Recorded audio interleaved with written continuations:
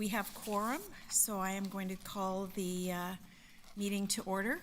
And I'll say good morning, everyone. I'm Adele Imrie, Chair of the TCHC Board's Building, Investment, Finance, and Audit Committee, and I'd like to welcome everyone here today to the public session of BIFAC. We do have a number of board members who were invited to attend. Both are in camera and public sessions today as it relates to the financial statements, so thank you very much for attending. I would like to begin with an acknowledgement that the land each of us is on as we hold this virtual meeting, I guess it's a hybrid meeting, is the traditional territory of many nations, including the Mississaugas of the Credit, the Anishinaabe, the Chippewa, the Haudenosaunee, and the Wendat people, and is now home to many diverse First Nations, Inuit, and Métis people. We also acknowledge that Toronto is covered by Treaty 13 with the Mississaugas of the Credit. During today's public session, there are 3 reports being brought forward to the committee for approval, including a report on the Facility Management Quarterly Capital Budget Update for the 4th quarter of 2022, a report regarding the 22 letter to the shareholders, annual report and additional information reported annually to the shareholder, and a report regarding TCHC's annual information return. So I have no other comments. We have a process. We follow the same process for deputations, and we did not have any requests for deputations this morning. So I will ask if there are any additions or deletions to the agenda presented today for the public BIFAC meeting. Okay, hearing none, I will ask if any members of the committee have any conflicts as it relates to the items that are on today's agenda. Okay, hearing none, I will ask if there are items on the agenda that any members would like to pull for further discussion.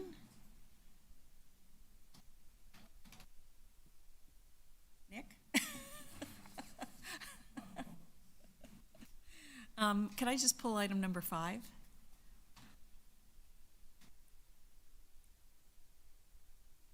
So there are no other questions or items that want to be pulled? Okay. I don't see anybody on the screen either. So then I will ask for an approval of the agenda, except for the item number 5. Nick, thank you. John, seconder, all in favor? Perfect. So item number 5, all that I wanted to ask Lily to highlight is there are additional informations that are being requested by the city in addition to what's been presented, and just the process that you're going to go through to, as I understand, the city has made a last-minute request for additional information.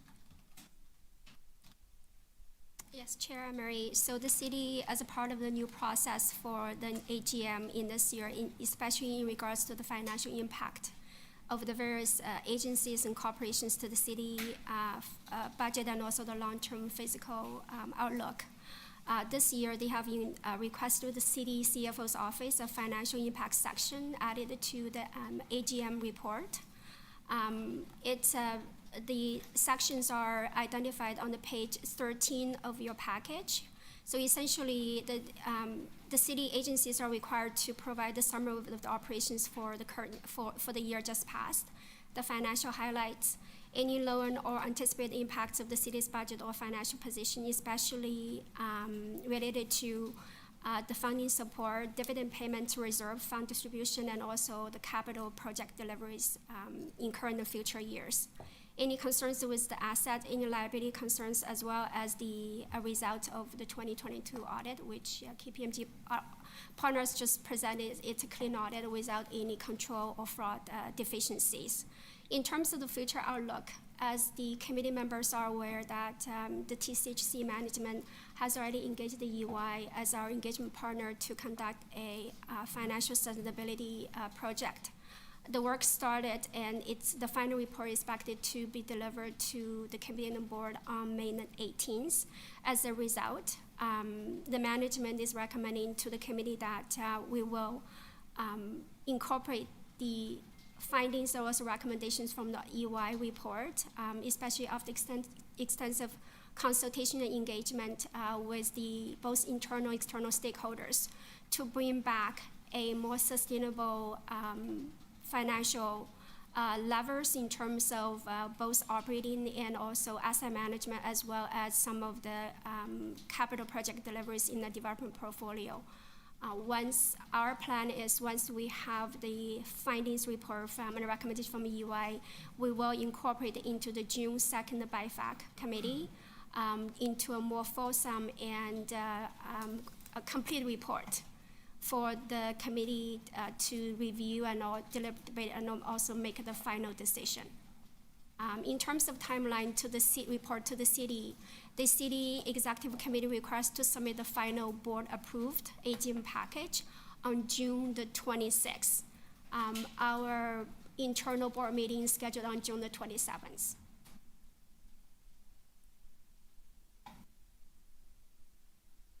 That's the management proposed plan. I'm happy to take any questions or comments from here. So everyone's comfortable with how the additional information is going to be gathered and presented? Okay. Okay. I had a question about the tenant engagement. Nadia, is that, so there were a number of surveys. I just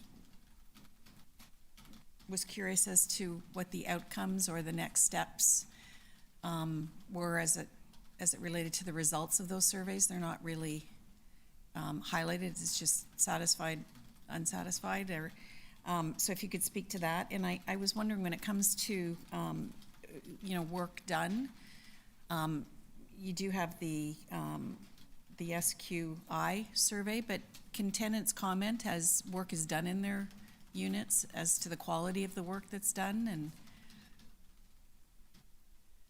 so through the chair, to answer your question, in terms of the tenant satisfaction survey, we've been working with Paula Knight's team, the strategic communications team, to actually look at particular communities or hubs where there are particular discrepancies in terms of tenant satisfaction. And we've been working with the local teams to do something we're calling the hub management plan, which includes putting things in place to address the concerns raised by tenants. There were some major themes that came out, I think community safety, communications, and there was one other theme that we've been working with the team to kind of figure out what we can put in place to start to really address the satisfaction concerns that tenants have raised. We also have service quality indicators that we do on an annual basis, so we're able to kind of have those check-ins to make sure that we're moving in the right direction, so we continue to do those. In terms of the individual vendors and getting responses from tenants, that is an area that we need to grow in and we need to work on. The vendor response is something that I think is being implemented through the procurement team this year, but I think we really want to ensure that we layer in the tenant voice, so that's something that we're starting to think about and map in. Alan? If I may, through the Chair Emery, for capital projects, Nadia spoke regarding maintenance. For capital projects where we have our planned project support team, planned project services team involved, they do tenant surveys. Now, it will depend on the work as to whether it was in a unit or in the building, but they do complete surveys with tenants once the capital work has been completed. Okay, and as it relates to maintenance, at this point, it's just an annual survey, but you're working on something that would allow tenants to give their input on specific work done. Yes, so we're at this, through the chair, we're at this stage where we're looking at frontline staff actually doing a vendor scorecard for each job or each transaction, and so we'd like to apply it or expand it to include tenant feedback. We have had a pilot in the past that we're looking to revisit in terms of getting tenants to provide feedback, but as you can appreciate, there's thousands of jobs, and so we just need to think of the way to do it in a meaningful way where we could actually capture the data. But it is something certainly JAG has brought up and the rest of the team in terms of how we put that into place. I don't know if you can do it through an app or something, if that's possibility. I can just add to that, Chair. Oh. To the Chair. We are actually looking at SMS as a way of gaining information from tenants, immediate real-time information after they have service. One of the third elements that Nadia referenced was customer service. So really looking deeply at that component to see how can we use all the different, bring all the pieces together, but also use different technology to actually get that information in more of a real time than an annual survey. I think that would be great. Also, the vendor scorecards, I think, are really, really important. Are there any other questions? Just trying to look at my notes.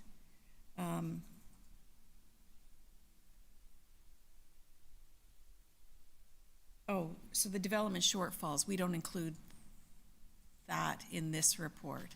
That's a separate report, like the 10-year development shortfalls? Through you, Chair Emery, I believe so. I believe there is a separate report Okay. that comes to BIFAC on the development projections. Okay. And those were all my questions. Any other questions? Okay. So then we've approved everything on the agenda. So could I have a motion to terminate? Oh, we need a motion to, okay. We need a motion to receive or approve. Sorry. I need a motion to approve item number 5. Nick, John, all in favor? Sorry. So then the rest of the agenda was approved, and so I will now ask for a motion to terminate the public meeting of BIFAC. John, Nick, all in favor? Thank you very much.